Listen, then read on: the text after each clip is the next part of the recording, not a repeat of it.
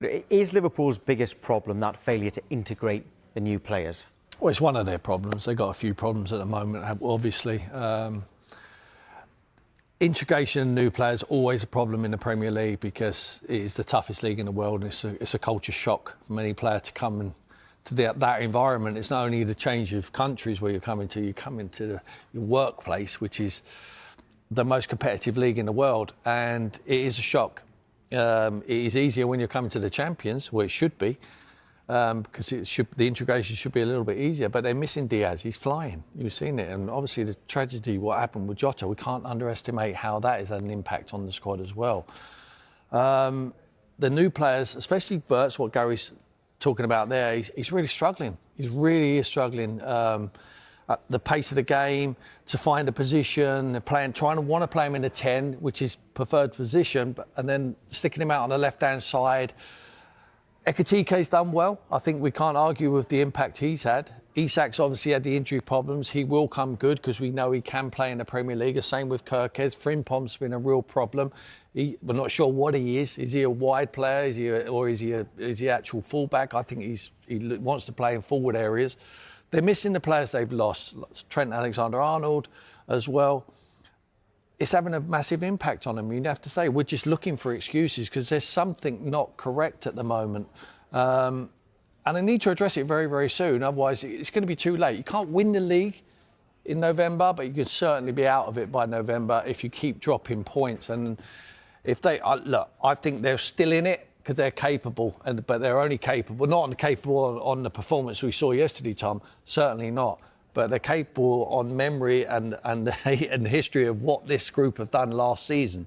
But, like you say, integration of new players, unless they get it right very, very soon, there's no title for them this year. Well, yeah, you say it's not over just yet. It is the subject of one of our polls this morning. Is it game over for Liverpool in the title race? And 77% are saying that yes, it is. And here's another one for you, Tim. They've lost 5 Premier League games so far. I know it's only November, but no Premier League winner has ever lost more than 6 games in a 38-game season. Now, they've had no draws, OK, so that helps. Yeah. The rest have all been wins. Yeah.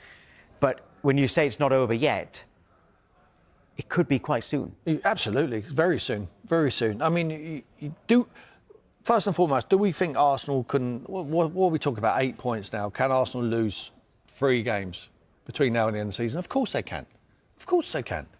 Can Liverpool go unbeaten between now and the end of the season? No.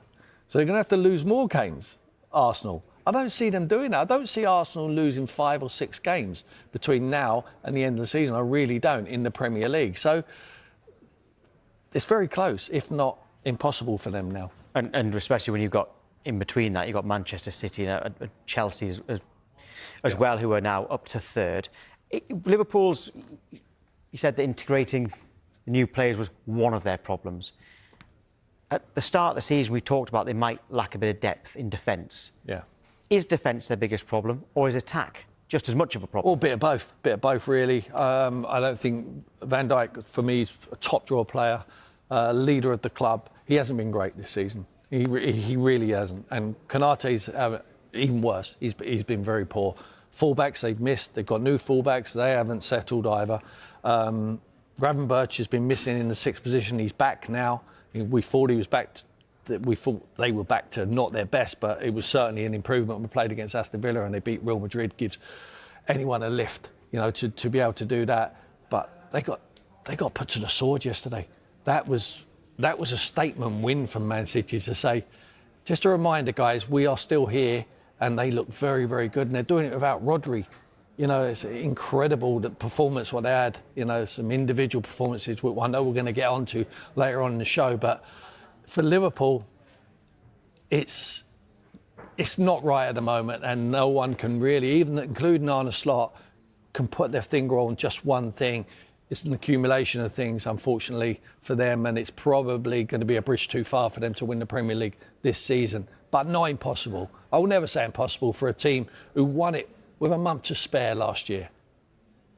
Well, Sky Sports have partnered with Finalysis, an app where passionate fans share their opinions on their club. If you want to represent your club, scan that QR code or visit the Sky Sports app for more details. We're joined by Liverpool fan Lewis Anderson now. Lewis, what was your reaction to that defeat and how deflated are you this morning? I'm deflated like a flat balloon. I thought we'd just come back into it. We just got 2 wins. Real Madrid. We're thinking, all right, we've gone through our bad patch. We're going to do something now. Listen, you can lose away at Man City. Some of the best Liverpool teams have lost away at Man City. Klopp's team that got 98 points, whatever. It can happen, but to lose like that, we were so toothless. Yeah. It's like we forgot to put in our dentures. We couldn't do anything.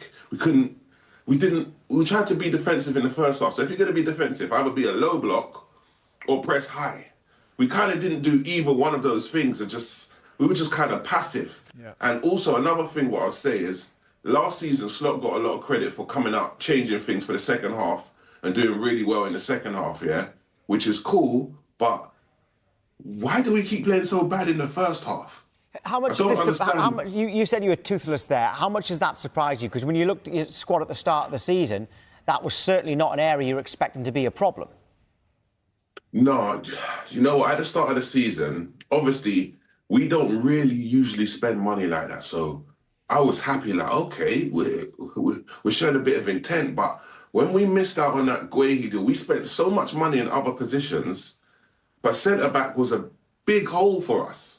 A big, big hole. So I know Guehi had a season left and they wanted to save a bit of money. But if you're spending 120 mil on Isaac, 115 mil on Wirtz, and then you're trying to save 4 mil on Guehi, it's like, we needed the strikers, but we definitely needed a centre-back. And even, sorry to say one more thing. So remember, a couple of seasons ago, we tried to sign Saicedo, defensive mid, yeah? Because we had Fabinho, his legs fell off. We didn't have a defensive mid, so we signed Endo as a stopgap. But we still haven't replaced Fabinho till now. So, like, it's just, yes, we spent a lot of money, but we didn't cover all the bases that needed covering. I don't think we ever expected Konate to be as bad as he's actually been. Even yesterday, Pep's thought about this and he's thinking, you know what, don't let Virgil come out with the ball.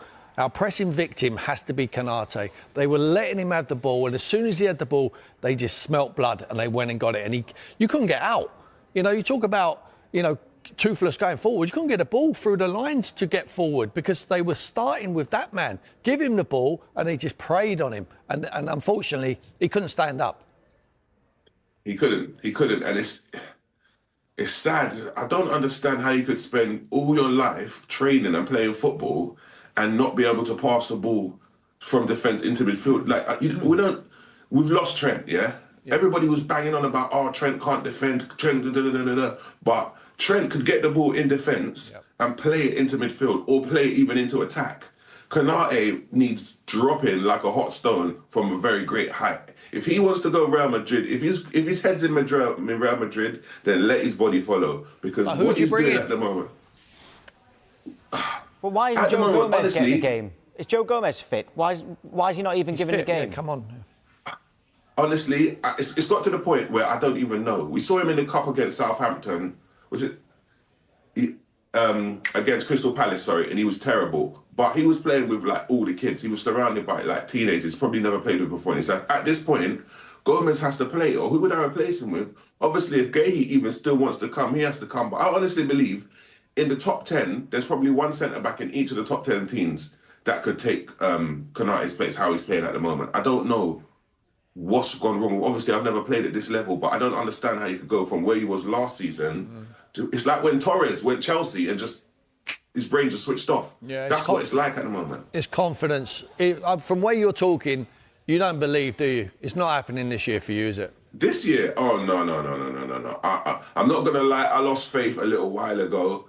We definitely can't win it. If we could get a cup, still pick up a cup and get in it, like people saying top 4, I do still think we're the 3rd best team, but Arsenal and Man City, we showed Man City yesterday. This isn't even the great Man City. We actually made them look brilliant. Yeah. Oh, it hurt. I don't believe now. This season, it's not happening. Right. Okay, Lewis, thank you. Thanks, Lewis. Thank you. Thanks for having me.